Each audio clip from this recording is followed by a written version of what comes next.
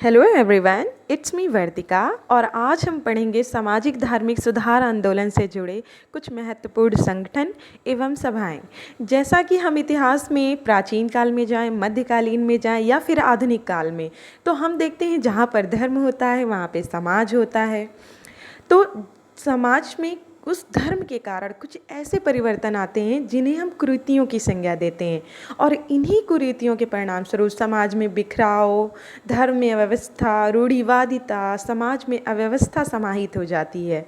तो हम इन्हीं कुरीतियों को दूर करने के लिए एक सुधार करते हैं या प्रयास लाते हैं, जिसे हम सामाजिक धार्मिक सुधार के नाम से जानते हैं। इसके लिए बहुत सारे लोगों का हम नाम जानते हैं, जैसे सबसे पहले तो राजा राम मोहन राय जी, जिन्हें हम विशेष रूप से पढ़ेंगे, एवं अन्य तो हम लोग बहुत ही शॉर्ट में करेंगे। जितने भी इम्पॉर्टेंट ऑर्गेनाइजेशंस हैं, संगठन हैं सामाजिक धार्मिक सुधार आंदोलन से रिलेटेड, तो स्टार्ट करते हैं। सबसे पहले हम पढ़ेंगे आत्मीय सभा।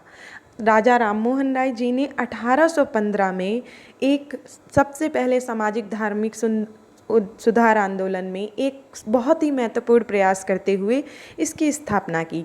इसके कुछ वर्षों बाद 1828 में, जैसा कि हमें पता है 1828 में सती प्रथा का अंत हुआ था, उसी समय राजा राम मोहन जी ने आपके ब्रह्म समाज की स्थापना की। अब राजा राम मोहन राय जी के बाद ब्रह्म समाज में ही आगे चल के कई लोग शामिल हुए, लेकिन इसके बाद इस संस्था का आगे कैसे क्या हुआ ये आप डिस्क्रिप्टिव में पढ़ेंगे। यहाँ पे हम शॉर्ट में कर रहे हैं। तो अब हम अगला पढ़ते हैं, तत्वबोधिनी सभा। इसकी स्थापना देवेंद्र नाथ ठाकुर जी ने 1839 में की थी।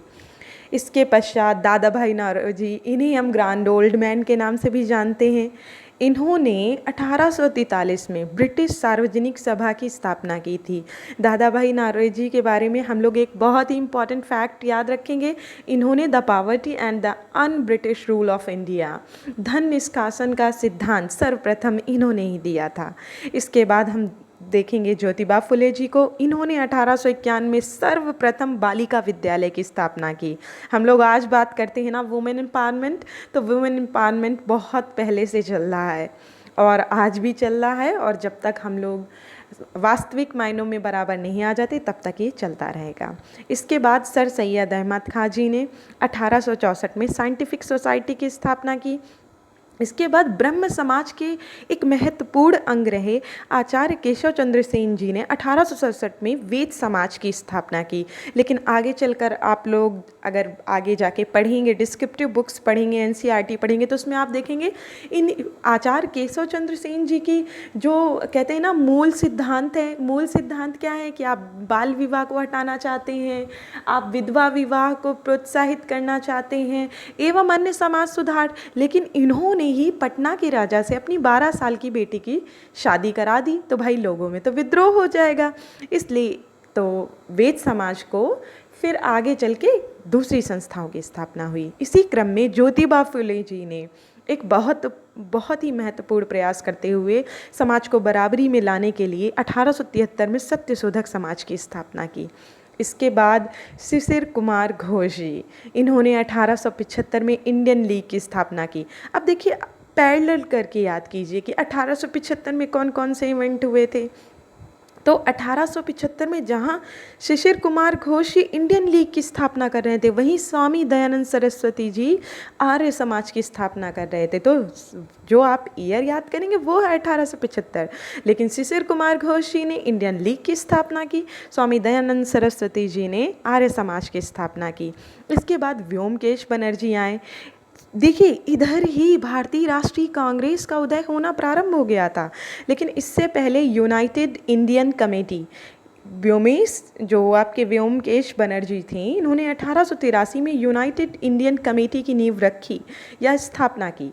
इसके पश्चात आपको सभी को पता होगा सर A.O. ह्यूम ने 1885 में बम्बई के गोकुलदास तेजपाल संस्कृत महाविद्यालय में भारतीय राष्ट्रीय कांग्रेस की स्थापना की, जो कि भारत के स्वतंत्रता आंदोलन में एक बहुत ही महत्वपूर्ण नाम है और इसकी बहुत महत्वपूर्ण भूमिका रही। इसके प्रथम अधिवेशन के अध्यक्ष आपके WC बनर्जी जी थे।